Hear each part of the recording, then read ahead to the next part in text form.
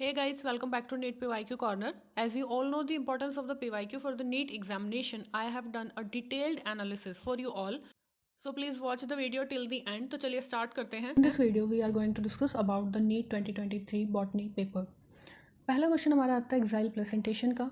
2015 और 2012 के स्क्रीनिंग के पेपर में हमसे ये पूछा गया था कि एक्साइल प्रेजेंटेशन किसके अंदर होती है. तो ये होती है लेमन के अंदर. और साथ में हमें जो है अब की बार जो ऑप्शंस दिए हुए थे उसमें सिर्फ एक ही ऑप्शन ऐसा था जिसमें लेमन गिवन था. तो ऑप्शन एलिमिनेशन टेक्निक यूज़ कर हम यहाँ पर इस क्वेश्चन का आंसर दे सकते थे. ये क्वेश्चन हमारा था मॉर्फोलॉजी ऑफ फ्लावरिंग प्लांट से, पेज नंबर 75. नेक्स्ट आता है हमारा हेटेरोस्पोरस टेरिडोफाइट कौन से होते हैं. तो ये होते हैं सेलेजिनेला और Salvinia. Plant kingdom page number 31 पर आप ये देख सकते हैं. 2015 के अंदर स्टेटमेंट बेस्ड क्वेश्चन पूछा गया था जिसमें बोला था कि सेलेजिनेला एक होमोस्पोरस टेरिडोफाइट है, जो कि स्टेटमेंट रॉन्ग थी. तो यहाँ से अगर आपने इसकी डिटेल्ड एनालिसिस की है तो आप ये क्वेश्चन ईजिली अटैम्प्ट कर सकते थे. नेक्स्ट आता है कि किस स्टेज में मियोसिस की डिवीजन ऑफ सेंट्रोमियर होता है. जैसा कि हमें पता है जो सिस्टर क्रोमैटिड्स होती हैं वो एनाफेज स्टेज 1 ऑफ मियोसिस में जो है डिवाइड होती हैं. तो इसी तरह सेंट्रोमियर एनाफेज 2 में होता है. सेम क्वेश्चन 2021 में पूछा गया था from the cell cycle and cell division. Next आता है purification process for the recombinant DNA technology. जब हम चिल्ड इथेनॉल डालते हैं तो उससे हमें क्या मिलता है, डीएनए मिलता है. 2021 के अंदर भी सेम क्वेश्चन पूछा गया था फ्रॉम द बायोटेक, जिसमें हमें क्या मिल रहा था, चिल्ड इथेनॉल डालने के बाद डीएनए. नेक्स्ट आता है हमारा कोहेशन अधेशन टेंशन पुल का जो हमारा मॉडल था उसके अंदर. तो ये क्वेश्चन 2021 से बिल्कुल एग्जैक्ट रिपीट किया है इन्होंने. तो ट्रांसपोर्ट इन प्लांट का ये हमारा क्वेश्चन था. नेक्स्ट है on exposure to UV ray. जो डीएनए के स्ट्रेन बैंड होते हैं विद इथिडियम ब्रोमाइड, वो हमें किस कलर के दिखते हैं, वो ब्राइट ऑरेंज कलर के बैंड होते हैं. 2021 से ही ये क्वेश्चन भी था बायोटेक से. तो आप अब तक देख रहे होंगे कि जो 2021 का क्वेश्चन पेपर था उससे डायरेक्ट क्वेश्चन पूछे गए थे without any change in the question. Next आता है आयरन जिंक बोरोन मॉलिब्डेनम का. इसके अंदर इन्होंने अलग अलग जो है एलिमेंट है और उनके फंक्शन पूछे हुए थे. मिनरल न्यूट्रिशन से ये क्वेश्चन था. 2020 से डायरेक्ट रिपीट क्वेश्चन था. नेक्स्ट आता है कि जो मेलानोइट है वो इनहिबिट करती है जो है एक एंजाइम की एक्टिविटी को. तो वो कौन सी एंजाइम है, दैट इज सक्सेनिक डिहाइड्रोजिनेज. ये क्वेश्चन था हमारा बायोमोलिक्यूल चैप्टर के अंदर से. तो इसमें क्या था, 2020 के अंदर भी ये सेम क्वेश्चन जो है रिपीट हो चुका है in the match the following. Next आता है हमारा जो ऑर्गेनिज्म एंड पॉपुलेशन है उसके अंदर जो पॉपुलेशन इंट्रैक्शन दी हुई हैं उनके ऊपर. तो 2022 में और 2016 के अंदर ये ऑलरेडी पूछा जा चुका है और यहाँ पर इन्होंने जो है मिक्स कर मैच द फॉलोइंग बनाकर ये क्वेश्चन दिया था from the organism and population. Next आता है कौन सा माइक्रो न्यूट्रिएंट जो स्प्लिट करवाता है वाटर मॉलिक्यूल को फोटोसिंथेसिस के टाइम पर. तो ये कौन करता है, मैंगनीज और क्लोरीन. यही क्वेश्चन 2012 की स्क्रीनिंग के अंदर ऑलरेडी पूछा जा चुका है from the chapter mineral nutrition. Next आता है रिकॉम्बिनेशन नोड्यूल जो है वो हमारे प्रोसेस 1 की किस जो स्टेज है उसमें देखने को मिलते हैं. तो वो मिलता है हमें पैकेटिन स्टेज के अंदर. और हमें पता है पैकेटिन के अंदर क्या होती है, क्रॉसिंग ओवर होती है. तो ये क्वेश्चन 2022 से बिल्कुल डायरेक्ट था. सिर्फ वहाँ पर स्टेज पूछी गई थी और यहाँ पर एक जो है उनकी प्रॉपर्टी दी हुई थी. क्वेश्चन था cell cycle and cell division से, page number 168 from the NCERT. Next आता है एवल क्वार्टेट. सबसे ज़्यादा जो है एक्सटिंक्शन स्पीशीज़ का कौन करवा रहा है, habitat loss and fragmentation, biodiversity and conservation का क्वेश्चन था. 2016 और 2022 में डायरेक्ट क्वेश्चन पूछा गया था एज यू हैव शोन. उसके बाद लार्ज कलरफुल फ्रेगमेंट फ्लावर्स जिसके अंदर नेक्टर बनते हैं वो किसके लिए बनाया जाता है, इंसेक्ट्स के अंदर. ये क्वेश्चन थोड़ा सा ट्रिकी था लेकिन फिर भी अगर आपने PYQ किए हुए हैं तो आपके लिए ईजी होगा, क्योंकि हमें पता है 2017 के अंदर क्वेश्चन पूछा गया था कि जो अट्रैक्टेंट्स और रिवार्ड्स होता है वो एंटोमॉर्फली के लिए बनाए जाते हैं. इसका मतलब है कि इंसेक्ट्स के लिए. Sexual reproduction in flowering plant से ये क्वेश्चन था, NCERT पेज नंबर 30. नेक्स्ट आता है unequivocal proof that DNA is the genetic material. ये किसने दिया था, एल्फ्रेड हर्शे और मार्था चेज ने. सेम क्वेश्चन 2017 में ऑलरेडी रिपीट हो चुका है from the molecular basis of inheritance. Next पर चलते हैं. What is the role of RNA third in the transcription of eukaryotes. जो RNA पॉलीमरेज थर्ड है उसका रोल क्या है, वो tRNA को ट्रांसक्राइब करवाती है. सेम क्वेश्चन 2012 के स्क्रीनिंग में पूछा गया था कि अगर हम पॉलीमरेज थर्ड को जो है रिमूव कर दें तो कौन से RNA की जो ट्रांसक्रिप्शन है वो अफेक्टेड होगी, दैट इज़ tRNA. क्वेश्चन था मॉलिकुलर बेसिस ऑफ इनहेरिटेंस से. नेक्स्ट आता है movement and accumulation of ion across the membrane against their concentration gradient. जब हमें पता है कि अगेंस्ट अगर कंसंट्रेशन ग्रेडियंट से हो रहा है तो वो एक्टिव ट्रांसपोर्ट होता है. ट्रांसपोर्ट इन प्लांट्स का क्वेश्चन था और ये जो है हमारा 2019 उड़ीसा के अंदर पूछा गया था. नेक्स्ट आता है कि प्लियोट्रोपिज्म जो है किस मतलब क्या हमें जो है शो करता है. तो इसमें है कि सिंगल जीन अफेक्ट करता है multiple phenotypic expression. Same question 2016 के अंदर पूछा गया था जिसमें जो है मैच द फॉलोइंग के फॉर्म में ये क्वेश्चन पूछा हुआ था. नेक्स्ट आता है gross primary productivity and net primary productivity ecosystem से, ये हमारा क्वेश्चन था। सेम क्वेश्चन 2021 में जो है हमारा पूछा गया था।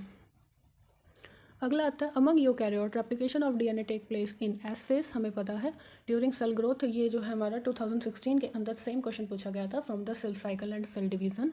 आप अपनी एनसीईआरटी भी चेक कर सकते हैं, पेज नंबर 163 पर आपको इसका आंसर मिल जाएगा। नेक्स्ट आता है हिस्टोरिक कन्वेंशन जिसके अंदर अर्थ समिट हुई थी रियो डी जेनेरियो में। कब हुई थी? 1992 में।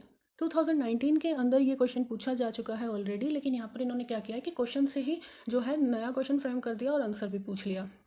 बायोडाइवर्सिटी एंड कंजर्वेशन का ही क्वेश्चन था।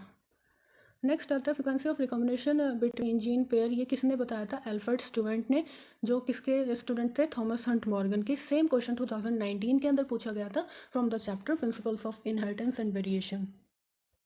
नेक्स्ट क्वेश्चन है हमारा एक्सप्रेस सीक्वेंस टैग का क्या मतलब है? जो भी जीन जो है एक्सप्रेस होते हैं आरएनए के लिए उनको हम बोलते हैं एक्सप्रेस सीक्वेंस टैग। ये क्वेश्चन 2019 से डायरेक्ट उठाया गया क्वेश्चन था। उसके बाद अब हम कुछ ऐसे क्वेश्चंस को डिस्कस कर लेते हैं जो एनसीईआरटी की लाइन से डायरेक्ट उठाए गए थे। तो इन्होंने असर्शन और रीज़न दे रखा था। फ्लावर जो है डिफाइंड होता है एज अ मॉडिफाइड शूट, जब शूट एपिकल मेरिस्टम क्या बना लेता है? Floral meristem. ये सेम दोनों असर्शन और रीज़न हमें जो है गिवन है in the inflorescence section of morphology in flowering plants. Next हमारा क्वेश्चन आता है कि जो कीमियोस्मोटिक थ्योरी थी उसके अंदर हमें किस किस चीज़ की जरूरत पड़ती है। तो इसमें हमें इन्होंने बताया कि कीमोसिंथेसिस के अंदर एक मेम्ब्रेन की जरूरत है, एक प्रोटॉन के पंप की ज़रूरत है, प्रोटॉन के ग्रेडियंट की ज़रूरत है जो कहाँ पर बनता है? In the lumen of thylakoid. साथ में चाहिए हमें एक एटीपी सिंथेटेज। यहाँ पर हमें बेसिकली ऑप्शन एलिमिनेशन से करना था, क्योंकि पहले ऑप्शन में इन्होंने एनएडीपी दिया हुआ है जो नहीं है, दूसरे के अंदर इन्होंने इलेक्ट्रॉन ग्रेडियंट दिया हुआ है वो भी गलत है, तीसरे में एनएडीपी सिंथेसिस दिया वो भी गलत है, लास्ट वाला तो हमारा जो है आंसर होना था। नेक्स्ट क्वेश्चन इन्होंने दिया है क्रोमोसोमल डिसऑर्डर के अंदर से। तो इन्होंने जो है क्लाइनफेल्टर सिंड्रोम के साथ में डाउन सिंड्रोम के कुछ सिम्टम जो है ऐड कर दिए हैं और यहाँ पर हमें जो है करेक्ट स्टेटमेंट देखनी थी। अगला क्वेश्चन आता है हमारा जो है cell cycle and cell division से, जिसमें इन्होंने जो है एम फेज इक्वेशनल डिवीजन होता है, ये बात है। इनएक्टिव स्टेज जो है क्विसेंट स्टेज को बोलते हैं। G2 फेज में हमारे प्रोटीन की सिंथेसिस होती है। G1 फेज में क्या होता है? माइटोसिस और इनिशिएशन ऑफ डीएनए रेप्लिकेशन के बीच का जो समय होता है उसको हम बोलते हैं G1 फेज। अगला आता है एनवायरमेंटल इश्यूज से। यहाँ पर इन्होंने बोला था कि करेक्ट स्टेटमेंट जो नहीं है, इनकरेक्ट स्टेटमेंट है, उसको आप यहाँ से जो है निकालो। तो एल्गल ब्लूम को इन्होंने बोला है कि इम्प्रूव करती है वाटर की क्वालिटी और जो फिशेस हैं उनको प्रमोट करती है, जबकि ऐसा नहीं होता। इसमें हमारी एनसीईआरटी में दिया हुआ है कि जो एल्गल ब्लूम होते हैं उनको जो है वो क्या करते हैं? वाटर की क्वालिटी को ख़राब कर देते हैं और फिश की मोर्टेलिटी का कारण बनती हैं। नेक्स्ट क्वेश्चन देखते हैं। इन्होंने पूछा हुआ है कि जो डेट्रीवोर्स हैं उनके बारे में कुछ इन्होंने दी हुई है हमें इन्फॉर्मेशन। ये क्वेश्चन बेसिकली जो है ऑप्शन एलिमिनेशन से करना था। जैसे कि आप देख रहे हो कि डी ऑप्शन, सिर्फ एक ही ऐसा ऑप्शन है जिसके अंदर नहीं है। डी जो है वो कहता है कि डेट्रीसस फूड चेन जो है वो बिगिन होते हैं from the living material, living organism, जबकि हमें पता है कि जो डेट्रीटस होता है वो क्या होता है? डेड रिमेन होता है। लीव्स हो गई, बार्क हो गई, फ्लावर हो गया, डेड रिमेन ऑफ एनिमल्स होगा। तो ये जो है स्टेटमेंट यहाँ पर गलत थी। From the option elimination technique हम क्वेश्चन कर सकते थे from the chapter ecosystem. Next आता है जो थिकनेस होती है हमारी ओजोन की, वो किससे में मेजर होती है? वो होती है डॉब्सन यूनिट में। जैसा कि एनसीईआरटी में भी आप देख रहे हैं कि thickness of the ozone measure होती है डॉब्सन यूनिट में, जबकि जो नॉइस की जो थिकनेस मतलब हमारे अमाउंट होता है वो किससे करते हैं? हम डेसिबल में। नेक्स्ट आता है कि एटीपी जो है हमारे रेस्पिरेशन इन प्लांट में जो ग्लाइकोलिसिस की हमें साइकिल, ग्लाइकोलिसिस के जो स्टेप्स दिए गए हैं उसके अंदर दो जगह एटीपी जो हमारा यूज़ होता है। ये डायरेक्ट एनसीईआरटी की लाइन थी जिसका इन्होंने असर्शन और रीज़न बनाकर हमें यहाँ पर दे रखा है। अगला क्वेश्चन आता है सेलुलोज जो है ब्लू कलर नहीं देता आयोडीन के साथ, क्योंकि उसके अंदर जो है कॉम्प्लेक्स हेलिक्स नहीं होती और वो होल्ड नहीं कर सकता आयोडीन के मॉलिक्यूल को। सेम चीज़ हमें एनसीईआरटी की लाइन में दी हुई है, cellulose does not contain complex helices and hence can not hold I2। अगला क्वेश्चन आता है कि हमारा जो कौन सा ऐसा हार्मोन है जो इंटरनोड पेटियोल के इलोंगेशन को करवाता है, किसमें? डीप वाटर राइस प्लांट के अंदर। तो ये है ethylene from the chapter plant growth and development. आप अगर पीजीआर पढ़ेंगे तो उसके अंदर आपको ये मिल जाएगा। अगला क्वेश्चन आता है एनाटमी से। इन्होंने बोला एंडार्क और एग्जार्च जो हैं वो जाइलम के टाइप्स हैं, लेकिन इन्होंने यहाँ पर जो है प्राइमरी की जगह सेकेंडरी दिया हुआ है। That's why first statement is incorrect. Second statement में इन्होंने बोला है कि जो एग्जार्च कंडीशन होती है वो रूट्स के अंदर मिलती है। ये बात ठीक है, एग्जार्च रूट के अंदर मिलती है, लेकिन जो एंडार्क और एग्जार्च हम डिफाइन करते हैं वो प्राइमरी जाइलम के लिए करते हैं। चैप्टर हमारा एनाटमी ऑफ फ्लावरिंग प्लांट से क्वेश्चन था। नेक्स्ट क्वेश्चन आता है कि कितने एटीपी और NADPH रिक्वायर होते हैं एक मॉलिक्यूल ऑफ ग्लूकोज बनाने के लिए फ्रॉम द केल्विन साइकिल। जैसा कि हमें पता है कि एक ग्लूकोज मॉलिक्यूल बनाने के लिए केल्विन साइकिल 6 बार घूमती है और एक केल्विन साइकिल के अंदर 3 ATP और 2 NADPH2 लगते हैं। तो यहाँ पर वही दिया हुआ है और NCERT में ये एक जो है हमें टेबल दी हुई है कि क्या जाता है और क्या हमें मिलता है। तो 6 CO2 के लिए हमें 18 ATP लगते हैं और 12 NADPH लगते हैं। नेक्स्ट देखते हैं, what is the function of tassels in the corn cob. ये क्या करते हैं, जो पॉलन ग्रेन है उनको जो है ट्रैप कर लेते हैं। ये एक्चुअली होते क्या, स्टिग्मा और स्टाइल होते हैं जो वेव करते हैं विंड में ताकि वो पॉलन ग्रेन को ट्रैप कर सकें from the sexual reproduction in flowering plants. ये क्वेश्चन था डायरेक्टली द NCERT की लाइन से। अगला आता है कि रिएक्शन सेंटर PS सेकंड का जो एब्जॉर्प्शन मैक्सिमा होता है वो कितने पर होता है, वो होता है 680 नैनोमीटर पर। ये आपको एज यूजुअल पता होता है क्योंकि PS फर्स्ट का कितना होता है 700 नैनोमीटर और PS सेकंड का होता है 680 नैनोमीटर।